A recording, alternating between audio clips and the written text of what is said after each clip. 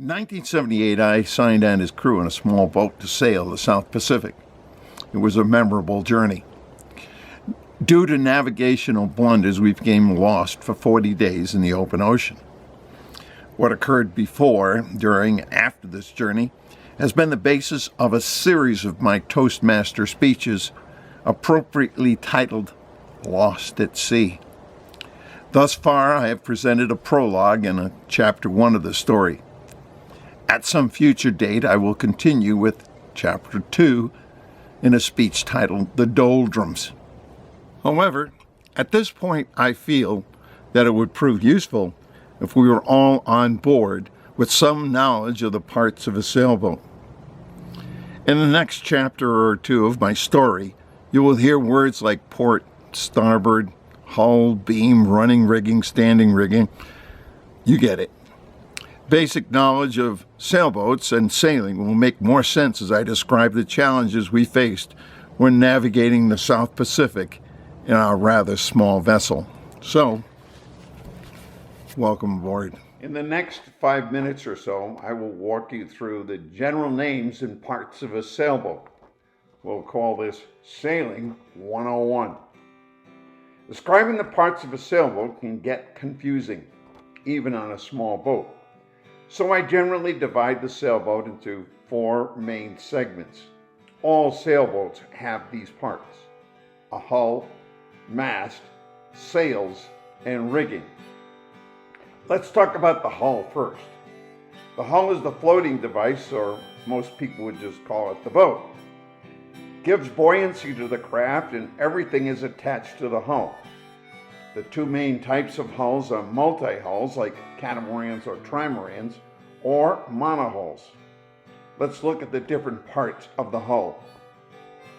You have the bow and the stern, the front and the back. You have the port and starboard, left and right. You have the deck, that's the part you walk on. The tiller will move the rudder on smaller boats, and of course, the rudder. Seaworthy monohulls have a keel. This keel often weighs as much as the rest of the boat. The keels keep the boat upright in the water.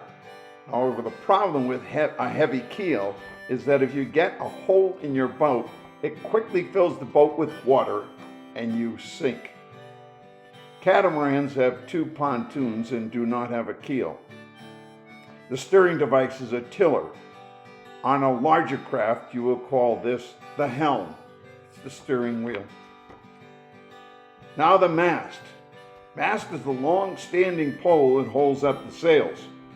It gives a sailboat its characteristic shape. The boom is the horizontal bar that extends off the lower portion of the mast.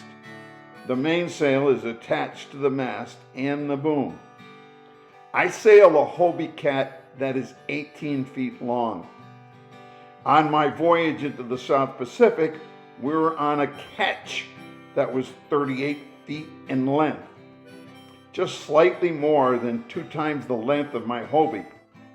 A very small boat for ocean sailing. The ketch has 2 masts, a main and a mizzen mast. About halfway up the mast are the spreaders and the diamond wires. These offer structural stability to the mast. In larger boats, they support lights that can illuminate the deck at night. The spreader lights will play an important role in Chapter 2, the doldrums. If there's no mast, it's not a sailboat. Regarding the sails, that's what powers the boat. Most modern boats have 2. There are many sailboat types, with the most common being the sloop. That's the classic triangular-shaped sails: 1 mast, a mainsail, and a jib sail. The boat we sailed in the South Pacific, again, was a ketch. A ketch is a sloop with an extra mast and sail. There are many types of jib sails, from large to small: the spinnaker, the Genoa, a regular-sized jib, and a small storm jib. Mainsails usually have battens to maintain their shape, but not the jib.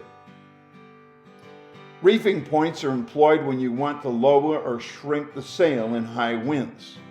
In reefing, you are tying off the lower part of the mainsail to the boom. The rigging is the most complex part of the boat. It's the way the sails are attached to the mast. Rigging consists of all kinds of lines, cables, and hardware. Rigging generally falls into two categories, standing and running. A standing rigging keeps the mast up in the air.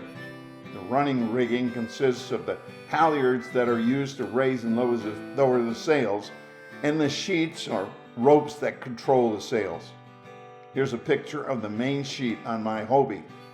The main sheet, as you can see, is attached to the boom and a traveler that's located on the stern of the boat. And here I'm using the halyard to raise the main sail. Let's talk about the points of sail. It's important to note that you cannot sail directly into the wind. The points of sail indicate how one trims the sails with respect to the wind. Tacking is a way to accomplish sailing upwind. Some other things that you would need for open water sailing. Navigation in the 70s means that our tools consisted of a compass and a sextant. Today, offshore boats are equipped with GPS, which did not exist in the 70s. The winches trim lines and sheets on larger boats so you're not hauling these by hand. Most boats have an anchor. Offshore boats usually have 3, 2 for the stern and 1 for the bow. You will also hear the word beam, which means basically the width of the boat. And since you don't always have wind, or when maneuvering in a harbor, on a larger boat, it's useful to have a motor. I hope you enjoyed this presentation and found some of this information useful.